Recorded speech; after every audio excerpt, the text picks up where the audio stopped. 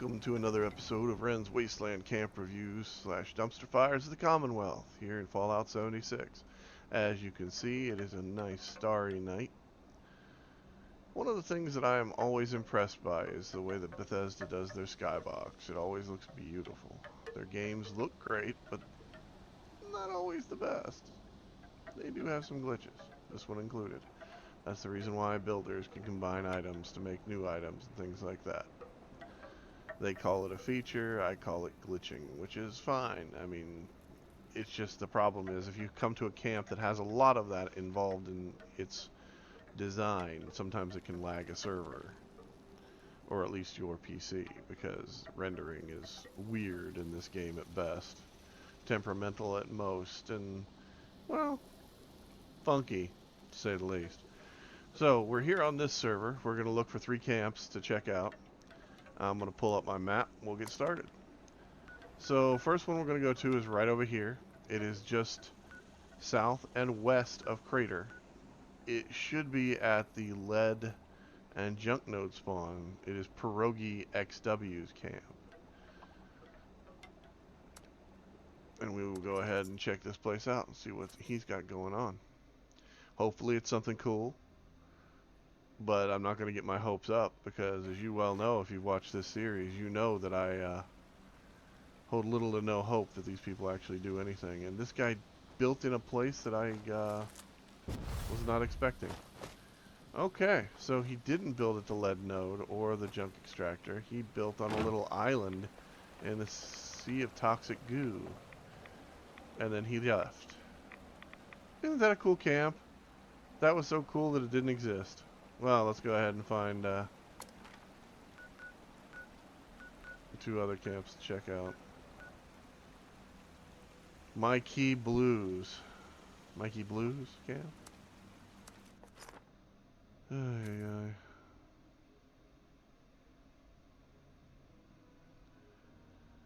So this is what it's like lately.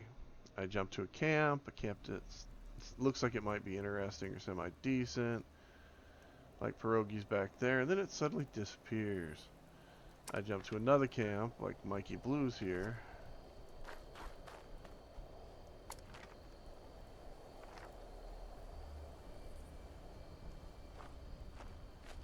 Come in, and, well, he's got structural supports going all the way down. And they've got a acid extractor. They don't have enough structural supports for the actual building, by the way. See that? I mean, he gave it a... He sort of did something. Alright, we'll go up here. He's got a few little cutouts pointing the way. Looks like the remnants of a greenhouse up here for his garbage shack, which is kind of funny because even though he built this, rain still goes through it because of the material that's being used, so it doesn't really matter. Interesting walkway, entryway. You can tell this is 2 separate walls to make the pieces, which is kind of funny because it's kind of a waste of building materials. I mean, it gives you an interesting look, but the problem is if you don't actually do it right, like see that right there, that should be blue, not brown, to carry on the motif, to make it look right. But if you don't do it right, it actually looks worse than if you didn't bother doing it at all. So, as you can tell, he likes the new building tile set. By new, I mean the contemporary, the one that actually has a... Did I just pull a gun walking up to his door? Ooh, that means that his door is locked. Okay, we're gonna go around here. This place is still under construction, as you can see by the interior, or he ran out of budget. But I'm gonna vote for still under construction because he has all these nifty columns out here in the back. Why?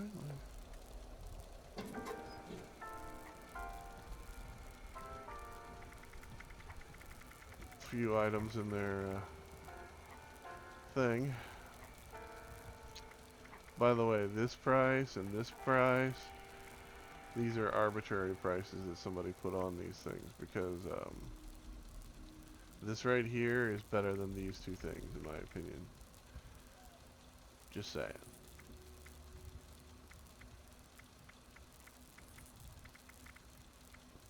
Oh, and these two plans here, that the mirror ball blue and the black kitchen domestic table set, those are from Graham. Those are new plans that Graham has in his inventory. And as you can see here, there is nothing on the inside of this building.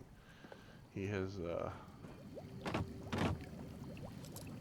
yep, it's all locked up because he doesn't want to show it off because it ain't done yet. Which is fine, but I don't know if I would have locked it off.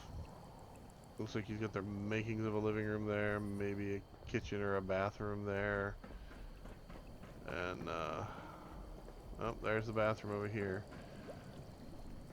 So I can't really give out scores for things that don't exist. I can give out scores for things that should exist.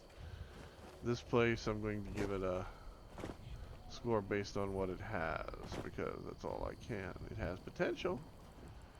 He built it out himself. He's obviously putting in supports. He hasn't quite got everything done yet. The build itself is not really that unique, but it is because it's a floating camp that's done to, you know, look like a decent camp at least. So, on a scale of 1 to 10, I'm going to give him a bright shiny 4 because, you know, that's what you get whenever you don't actually finish what you're doing. I don't really like the fact that he put a set of grow tiles underneath in the bottom down here that I can see. Nor do I like particularly that his follower is down there with it. But, you know, I understand. You gotta have a workroom. You gotta have some things that you need to make your booze and to make your stuff for this game to function well. I get it. Alright. So as you can tell, this server's kinda weird. Somebody's already dropped multiple bombs in the blast zone right there. I'm gonna jump down here and take out Swindle 79's camp.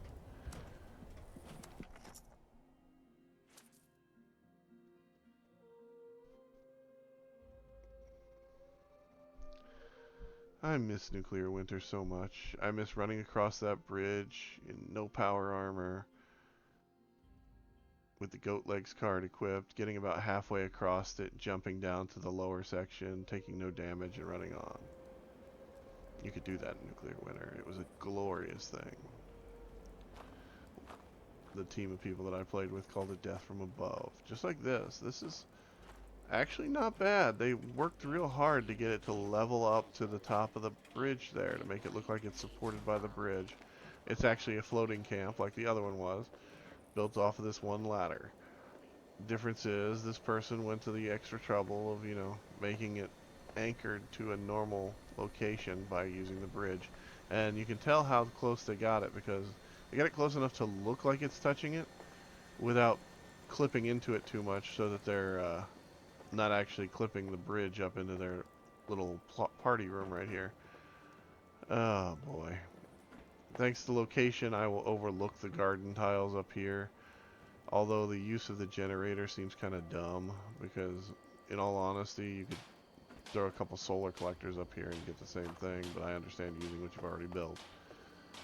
This place has a secondary exit over here, which is also kind of dumb because it drops you right into the bridge rail when they could have just came off the back here and probably dropped it straight down. But I understand. You didn't want to look like you were being clipped by the wire, but you're already being clipped by the wire, so screw it. In this case, you're better off using a roof arch than you are using the half walls, because at least the roof arch will make it look more natural. They have a bedroom. Yep. No bathroom, a workroom, some stuff. Okay, so I will grant you this is not a bad little camp. It's not a great little camp, but it's not a bad little camp either. It's unique in the fact that it exists and it's on a server that I'm on. That's unique in my opinion. So I'll go ahead and give this one a 6. It has potential. somebody somewhere who's watching this video, hopefully at some point in the future, will see this and think, hey, I can do better than that. Which, God, I hope you do. I mean, it's actually a really cool little location. I hadn't thought to build here in a while, usually because super mutants spawn and everything else, and I don't like to break spawns if I can help it, but, you know, that's a me thing. But, yeah, it's really cool. Cool enough to be a 6 at least. Let's go get this last one, and we'll get to Detroit Death Dealers Camp. Because this one, I mean, the location alone makes you wonder, what's out here by West Tech that he built by? Well, the only thing that I can think of is either the radio tower or that little camp over the side. Or in his case, none of that. None of that. We have 1, 2 prefabs. A vault.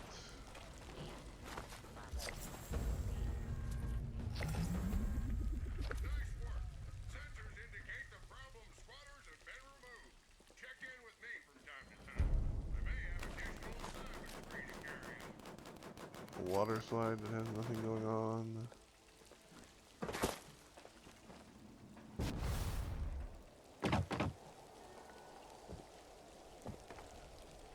A hillbilly high-rise.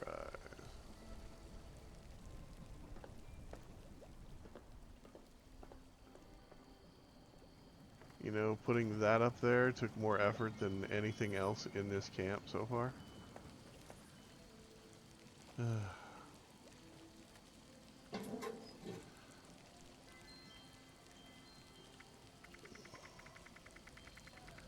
Go ahead and check his list of crap. If there's something in here that you need, look him up online. I'm sure he will happily make you a deal. So on a scale of 1 to 10, how I judge every camp, you get 2 points for using prefabs if you actually use them. This one I'm not counting. That one is just there. He has done nothing with it except stick Joey Bello in front of it and say, look, it's a pool party. He has the hillbilly high-rise, which he does have at least 1 room in that is completely decorated, and 2 others, only one of which is decorated and the other one is not even bothered with. So, on a scale of 1 to 10, he gets a bright shiny 3. 3, yeah. The hillbilly high-rise thing took more effort than the rest of his build entirely. Anyway, yeah, yeah.